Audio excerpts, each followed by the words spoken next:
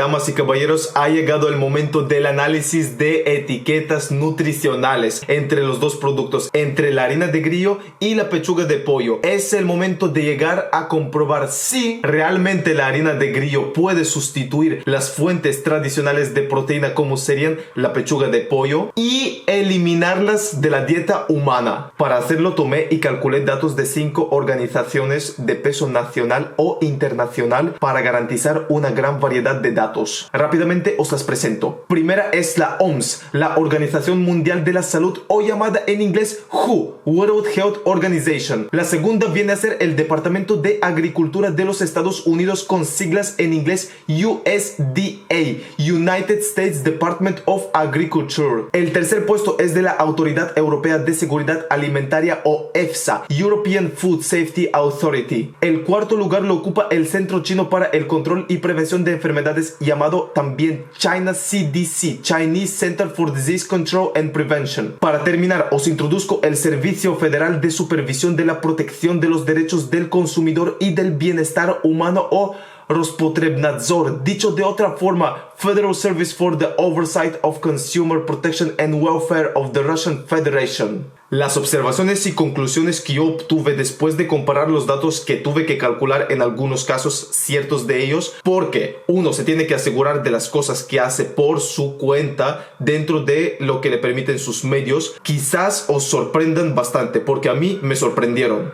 que fuesen tan notorios como lo van a ver. La harina de insectos, precisamente en este experimento de grillo, ya con solo 2 cucharadas o 28,36 gramos se acerca al valor proteico aportado por 100 gramos de pechuga de pollo, superándolo cuando son 7 las cucharadas, lo que equivaldría aproximadamente a 100 gramos de harina de grillo. El mínimo porcentaje de un 9-11% según el sexo y el género de ingesta proteica diaria, al menos según las organizaciones nacionales e internacionales tomadas en cuenta en el vídeo, es alcanzado con 7 cucharadas de harina de grillo. Aún así, aplicando el comer harina de grillo dentro de nuestra dieta en términos prácticos y en nuestro día a día, uno se da cuenta de que no puede comer solamente 2 cucharadas al día de harina. Se debe complementar la dieta con más alimentos que aporten el valor energético y sobre todo la calidad nutricional, la calidad de nutrientes exigida por nuestro cuerpo. La harina de grillo, a diferencia de la pechuga de pollo en grandes cantidades, se vuelve visiblemente dañina. Si bien su aporte en proteínas es alto, con solo 2 cucharadas, de igual forma es alto el porcentaje de grasas saturadas que una persona ingiere. La recomendación diaria, siendo inferior a 10%, ya es ocupada por un 1,3 o 1,6%, lo que viene a ser alrededor de 1,5% del límite establecido de grasas saturadas para todo el día. Y todos sabemos que los humanos tendemos a comer durante el transcurso del día más tipos de comida que podrían fácilmente acabar de llegar al valor restante hasta el 10% y sobrepasarlo. Y si tenemos 1,5% ya ocupado con tan solo 2 cucharadas, sin incluir los demás ingredientes de los platos en los que se añadiría, no juega muy a favor este dato para nosotros. Yendo más lejos y tomando un ejemplo de cantidad de comida que uno comería normalmente en su día a día, como 500 gramos de pechuga de pollo, o como pretenden que sustituyamos la harina normal parcial o totalmente por harinas como la de grillo y nos hagan 500 gramos para un pan o para unas galletas, los resultados se disparan y se vuelven muy marcadas las diferencias. La harina de grillo en cantidades superiores, como la mostrada de 500 gramos, supera con creces los valores establecidos de grasas saturadas, siendo estos de 22 a 28% del valor total energético diario para una persona. Además de llegar a los 6 gramos de sal, también superiores a los establecidos, inferiores a 5 por todas las 5 organizaciones tomadas como referencia. Contrariamente, los 500 gramos de pechuga de pollo ofrecen una cantidad de aproximadamente 1 gramo de sal y una cantidad más modesta de proteína comparada con la harina de grillo, pero igualmente de unos 18 a 22% del total de ingesta diaria, superando la mínima necesaria de 9 a 11%. Si esto no es suficiente, La cantidad de grasas saturadas es de los míseros porcentajes inferiores a 1,5. Lo que queda claro y lo que os pretendo transmitir es que, independientemente de la gran cantidad proteica proporcionada por la harina de insectos,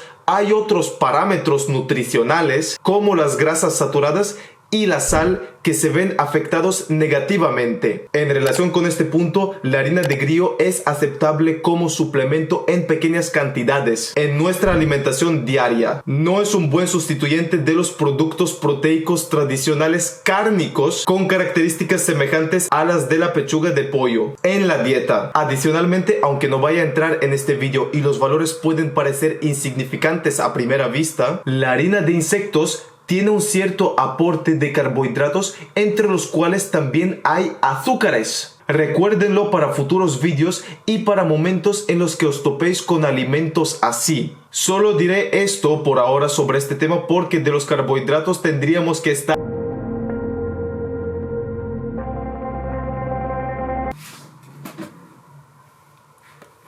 ¡Vamos!